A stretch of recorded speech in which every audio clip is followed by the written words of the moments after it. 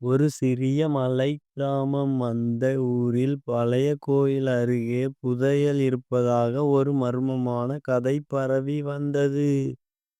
அந்த கோவிலில் உள்ள கல்லில் சூரியன் மறையும் நேரத்தில் உண்மையானவன் வந்தால் தங்கம் வெளிப்படும் என்று பொறிக்கப்பட்டிருந்தது.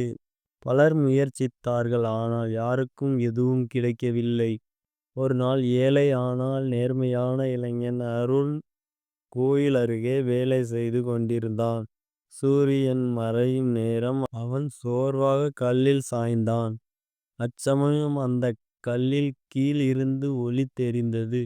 மண்ணை சற்று அகற்றியவுடன் ஒரு சிறிய தங்கப் பெட்டி.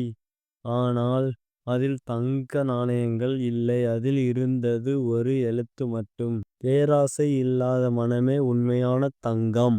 அருண் சிரித்தான். அந்த பெட்டியை அப்படியே கோவிலில் வைத்து அடுத்த நாள் அந்த கிராமத்தில் அமைதியும் வளமும் அதிகரித்தது.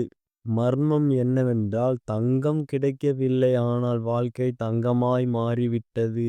பேராசை இல்லாத மனமே உலகின் மிகப்பெரிய புதையல்.